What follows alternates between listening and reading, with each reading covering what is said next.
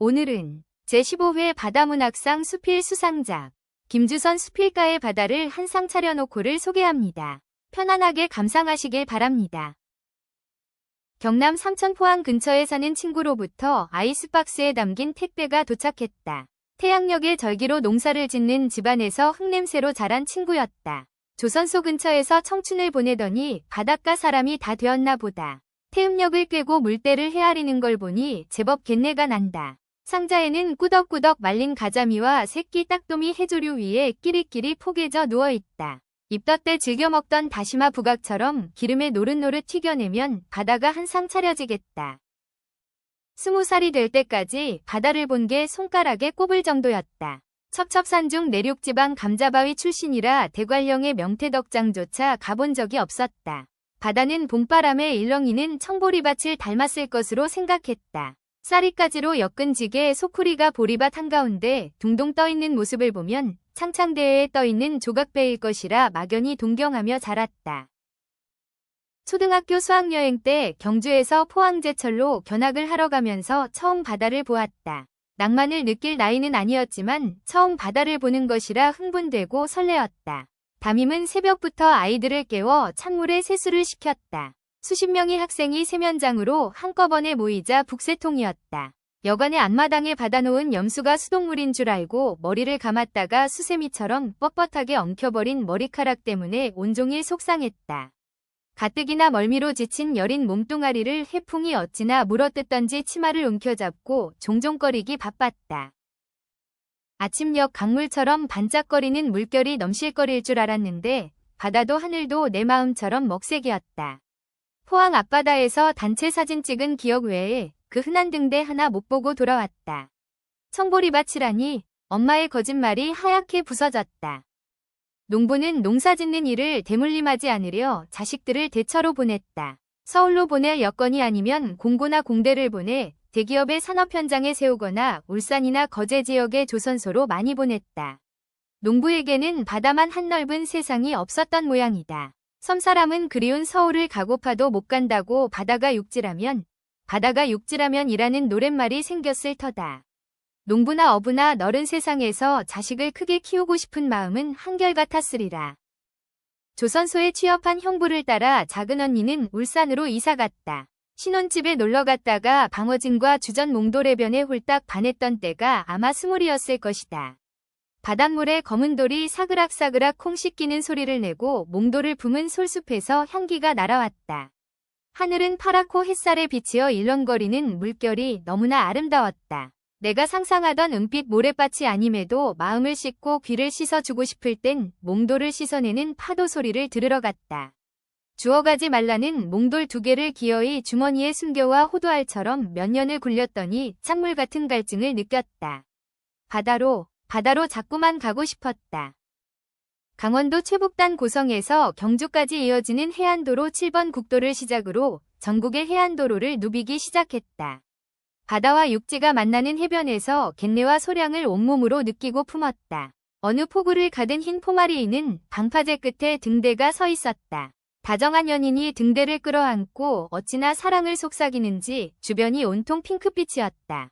나도 가만 등대를 끌어안고 귀를 대보면 옛사랑이 그리운지 기분이 간질거렸다.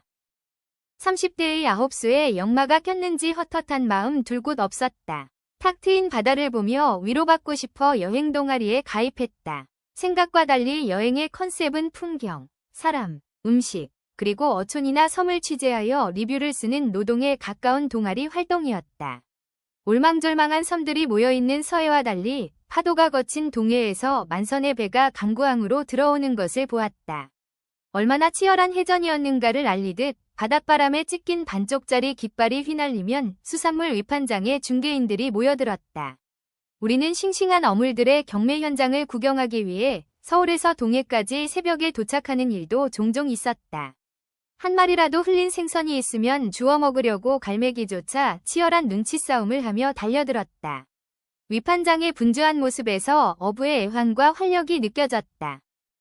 아기자기하게 섬이 떠있는 통영 앞바다와 삼천포, 여수 오동도까지 차창 밖으로 일렁이는 봄날의 바다가 참 좋았다.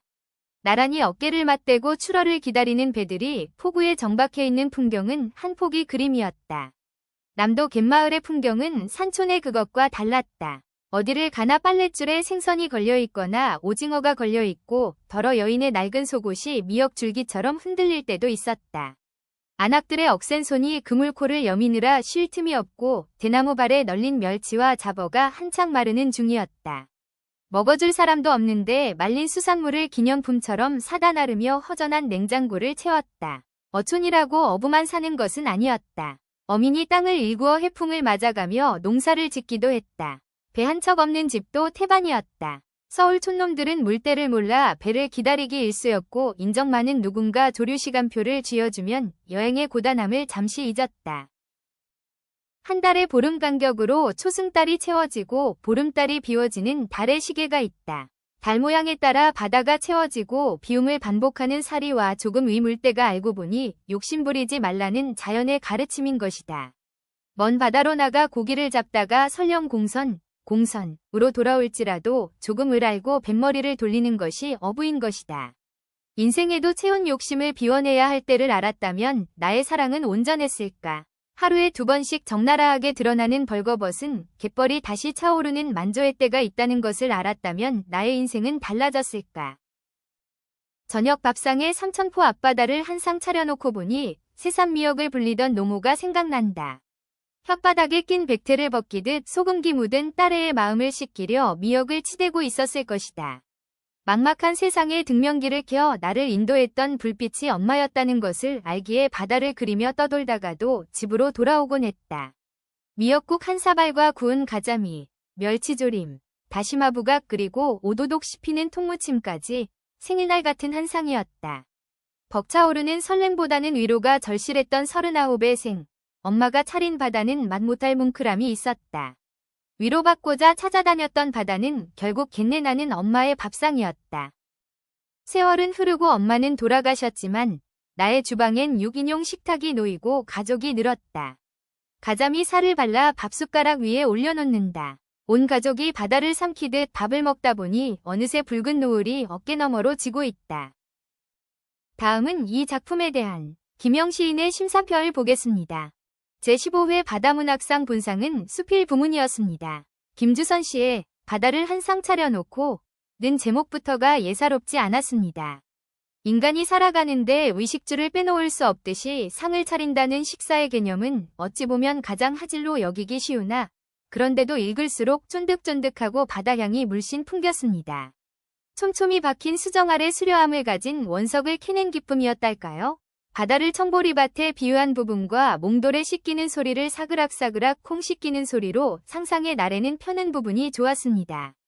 잘 직조된 비단 한 피를 보는 듯 아름다웠고 시줄, 날줄에 흠이 없었습니다.